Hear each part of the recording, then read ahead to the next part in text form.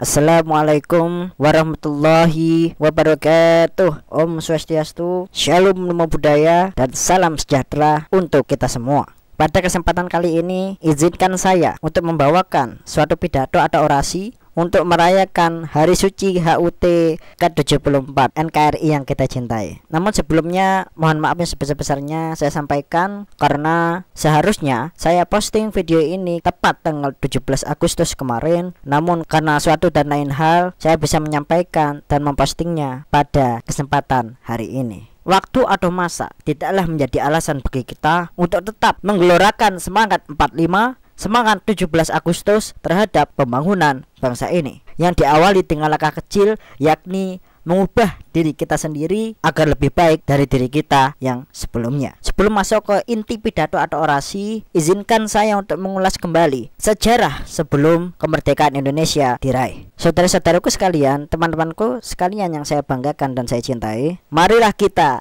ingat kembali sebelum kita merdeka, sampai kita merdeka, dan merdekalah untuk selama-lamanya nanti. Kita merdeka bukan ngawur, tapi kita hanya di situ kita cari alat mana yang harus kita pakai untuk menghancurkan penjajah. Bangsa kita semuanya jangan sampai melupakan sejarah. Sejarah, asal-usul kejadian tak akan dapat diulang kembali, tapi hikmah yang positif itu akan dicari untuk melaksanakan menumpas penjajah yang dikatakan dengan gerilya. Sebelum kita merdeka, marilah kita ulas sedikit, yakni diawali pada masa Kerajaan Majapahit dulu, yaitu pada waktu Sumpah Palapa. Tapi sebelum itu juga kita perlu tahu, seperti abad ke-3 Ratu Sima, abad ke-7 Shailendra, abad ke-9 Ganeswara, 12 Brawijaya, 13 Hayam Wuruk. Nah inilah, pada abad ke-13 inilah dari Sumpah Gajah Mada yang berbunyi, Gajah Mada diadakan makan hasil bumi sebelum seluruh raja-raja Nusantara bernaung di bawah panji-panji agung Majapahit. Bhinneka Tunggal Ika Tanhana Dharma Mangrua. Inilah teman-temanku sekalian, saudara-saudariku yang sangat saya cintai dan saya banggakan. Jadi itu terjadi pada tahun 1364, waktu zaman keemasan Majapahit dengan Raja Hayam Wuruk. Abad ke-12, ke-13 sudah ada seperti itu. Inilah bahan pokok daripada Pancasila yang ada di bawah cengkraman burung Garuda itu, yang bertuliskan Bhinneka Tunggal Ika Tanhana Dharma Mangrua. Artinya tiada dua proklamator itu, hanya satu. Nah setelah itu berkembang dalam penjajahan yang berdiri pada tahun 1602 yang dikenal dengan VOC. VOC adalah Verenigde Oost-Indische Compagnie, artinya kongsi dagang Belanda. NICA yaitu Netherlands Indisch Civil Administratie, itu berdiri tahun 1602. Indonesia pada waktu itu belum ada tumbuh rasa perjuangan untuk melawan penjajah. Yang pertama melawan adalah Raja keempat Sultan Agung. Tahun 1625 Sultan Agung dengan pasukan yang anti peluru melabrak ke Betawi, yaitu ke markas VOC. Ya karena hanya kelompok kecil begitu, persenjataannya kurang modern, belum bisa menang, tapi tidak putus asa. Itu pada tahun 1625. Lalu selanjutnya mereka tetap istiqomah menyusun kekuatan lagi. Lalu tahun 1700 Aceh tumbuh perlawanan kepada Belanda, yaitu Tengku Umar, Tengku Panglima Polim, dan Cut Nyak Din. Namun hampir 100 tahun melawan penjajah juga tidak akan selesai, karena yang dilawan adalah temannya sendiri. Coba kita pahami, Aceh mempunyai Serambi Mekah, berarti sebagian mayoritas dari masyarakat yang di sana menganut kepercayaan Muslim. Itu A. Kemudian C itu Cina, E itu Eropa, dan H itu Holland atau Belanda. Jadi musuhnya dalam selimut. 100 tahun juga belum dapat terangkat kemenangan itu. Selanjutnya abad ke-18, yaitu pada tahun 1825 sampai 1850 adalah Pangeran Diponegoro mengadakan Sabilillah melawan penjajah yang ada di Gua Selarong. 5 tahun beliau melawan penjajah. Sudah banyak korban namun juga belum bisa menang. Mungkin dari sebagian dari teman-teman atau saudara-saudariku yang saya banggakan ada yang tahu nama karisma dari Pangeran Diponegoro. Pangeran Diponegoro atau Prabu Mangkubumi atau Raden Ontowiryo, siapa karisma panjangnya? Apakah dari teman-teman ada yang tahu? Karismanya adalah Amirul Mukminin Sayyidina Ali Khalifatullah Panut agama Ngabdurrahman Pangeran Diponegoro. Tetapi yang dilihat pada beliau bukan dari masalah agamanya, tapi kapan penjajah ini hancur, lebur, dan kita bisa merdeka. Saudara-saudaraku, saudara-saudariku sekalian, selanjutnya gurunya Pangeran Diponegoro yang bernama Ki Mojo, "Hei Mangkubumi, kamu raja, istiqomah dulu. Biarpun terus kamu lakukan perlawanan, kamu tidak akan menang. Banyak korban antara pihak Belanda maupun tentaramu. Ini adalah petunjuk pangeran." Siapa yang tahu pangeran? Mungkin dari teman-teman atau saudara-saudaraku sekalian ada yang tahu arti dari pangeran itu apa? Nah, pangeran itu ada di napas sampean.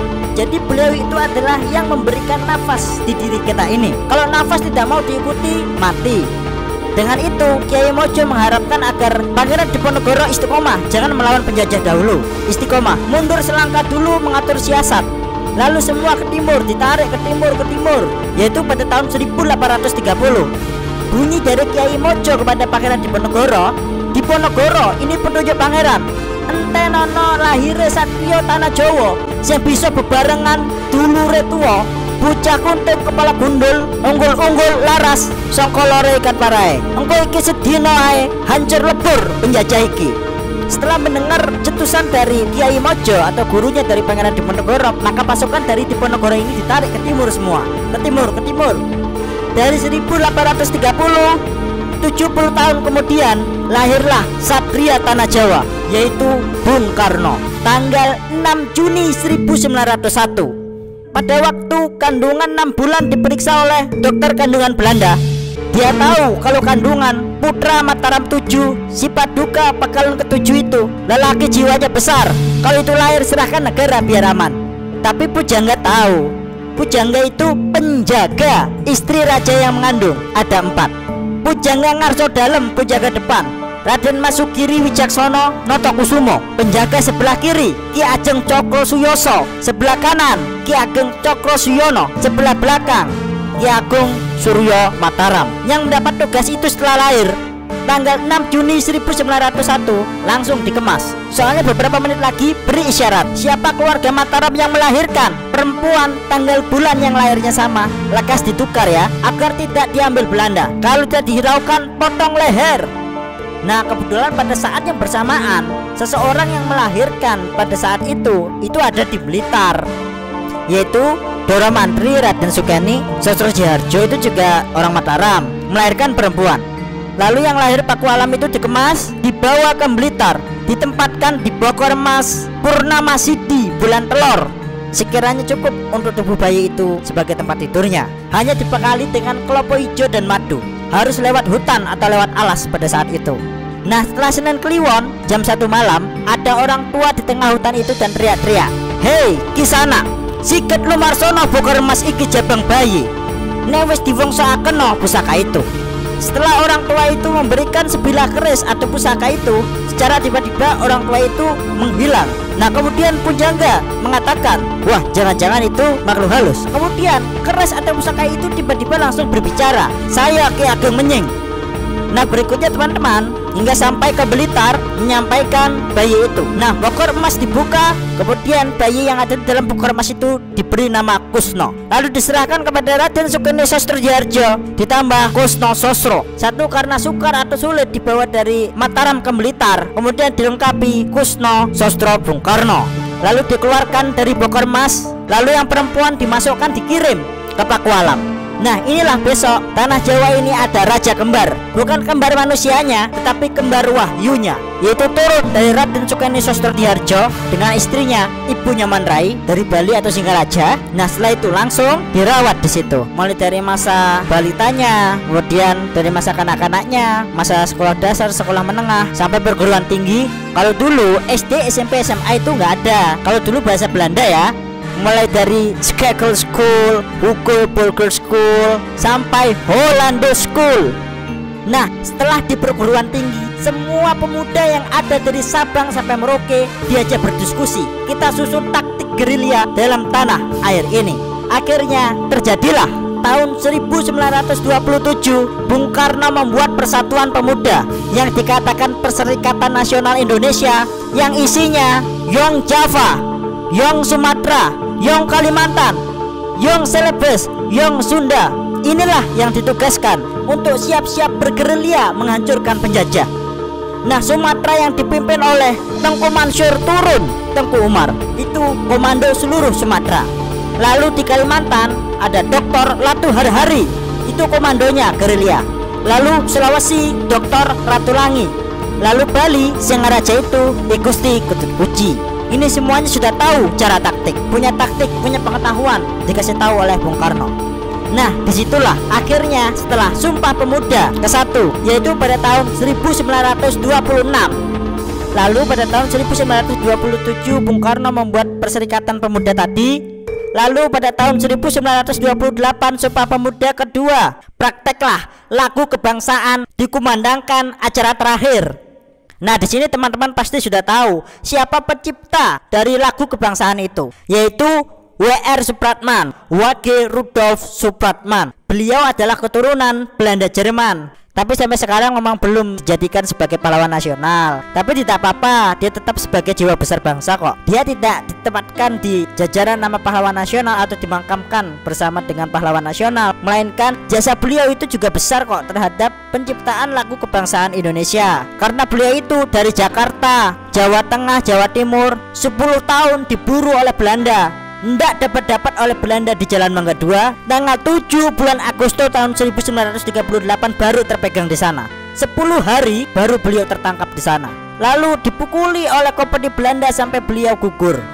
Beliau wafat pada tanggal 17 Agustus 1938. Tapi beliau sudah menulis, biar Belanda melakukan itu, toh saya sudah berjuang menurut kemampuan saya menggesek biola pada saat itu. Beliaulah W.R. Supratman yang juga memiliki peran penting terhadap perkembangan bangsa ini. Tapi jangan lupa, Indonesia pasti merdeka. Sehingga pada tanggal 17 Agustus 1938 W.R. Supratman kemudian disemayamkan pada saat itu.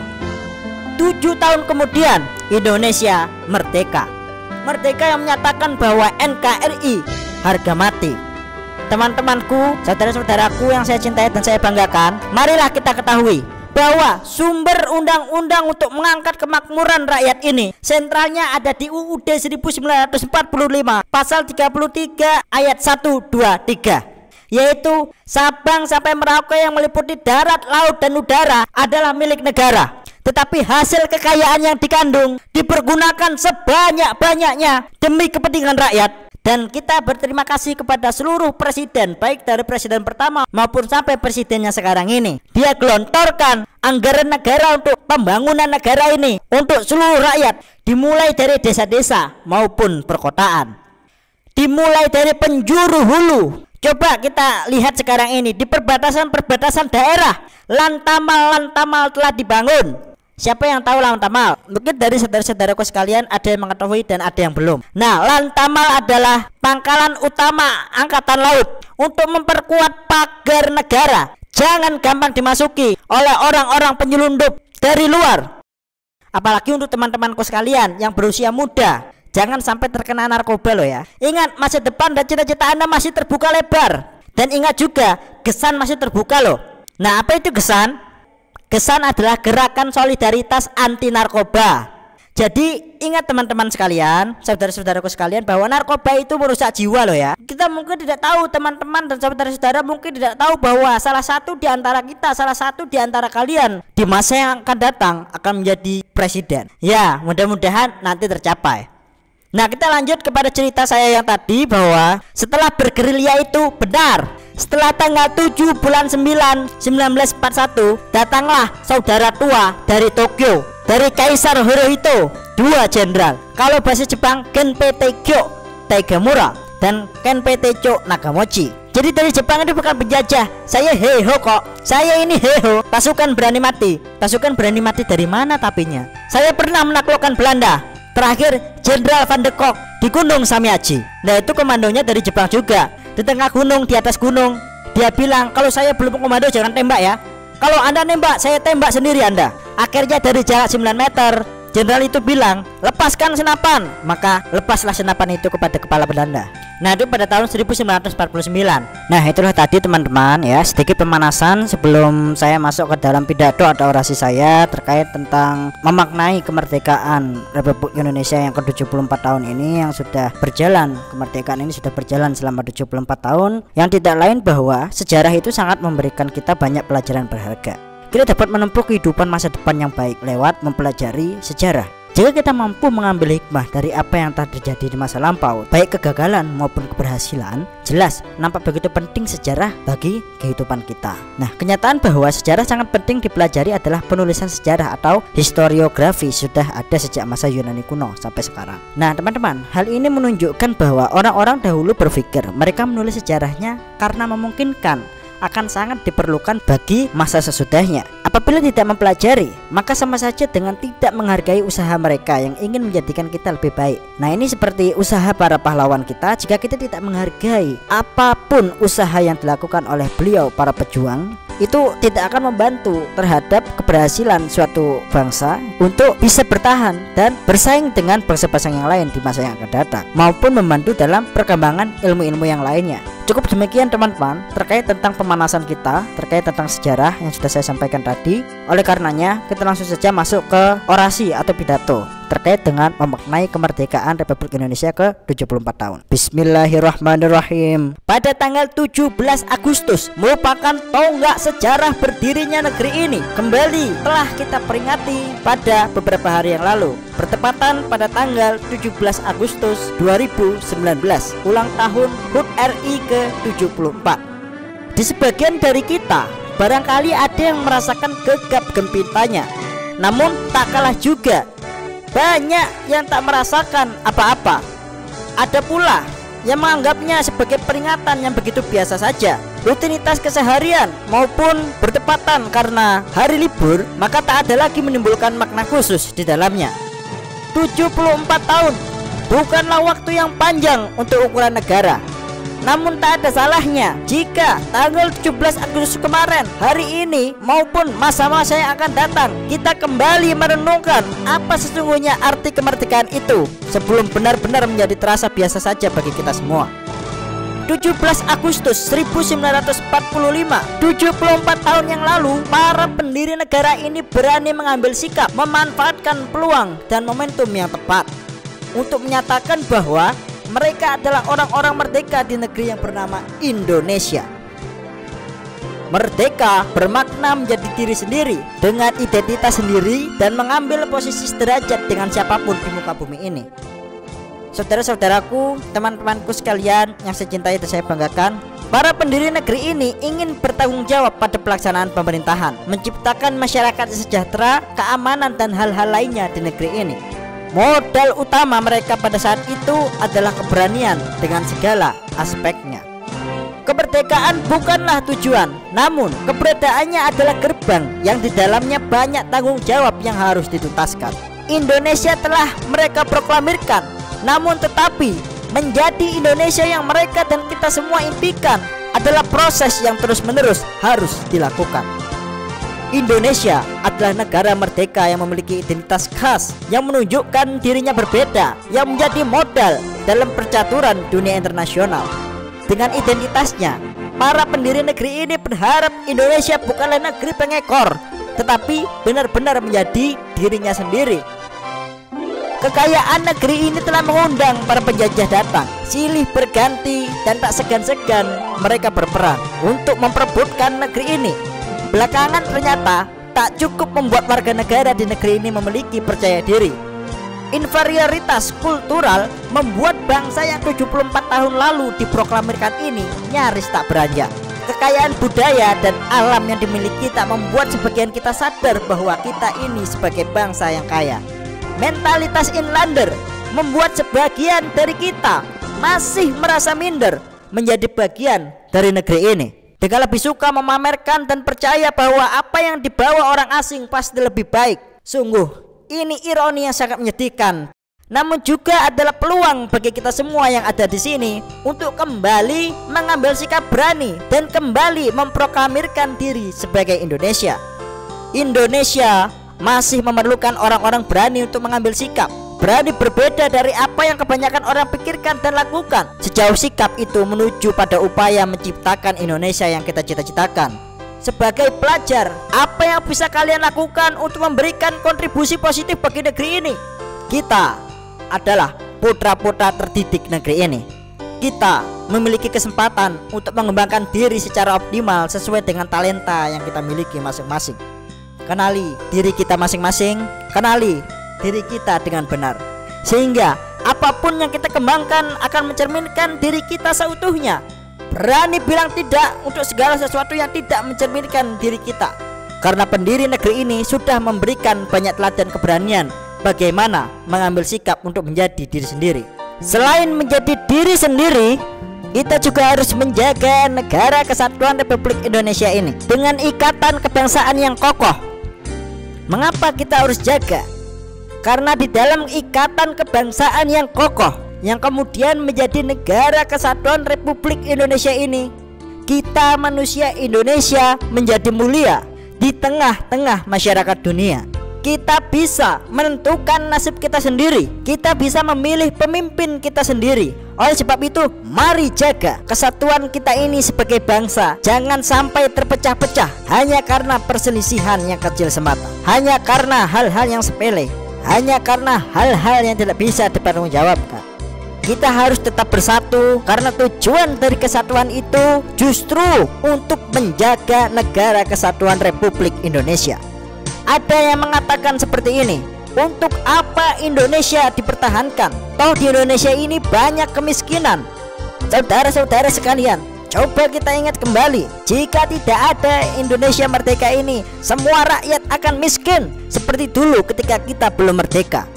Coba saja, jika tidak ada Indonesia merdeka, tidak ada NKRI, kita akan tetap menjadi manusia-manusia yang diperbudak oleh bangsa yang lain. Oleh karena itu, jangan kita rusak kesatuan ini. Dan ada pula yang mengatakan bahwa di Indonesia banyak korupsi. Itu betul saudara-saudara, tetapi itu jangan membuat kita berputus asa dan tidak mau menjaga negara kesatuan Republik Indonesia. Justru negara kesatuan Republik Indonesia ini mari kita jaga dengan melawan korupsi dan ketidakadilan di negeri ini. Itulah yang menjadi tugas kita, menjaga kesatuan Republik Indonesia ini. Oleh karena itu saudara-saudara sekalian, mari kita menjaga sikap kita, sikap dari seluruh bangsa Indonesia ini, agar kita betul-betul berwatak dan berjiwa serta berperilaku merah putih.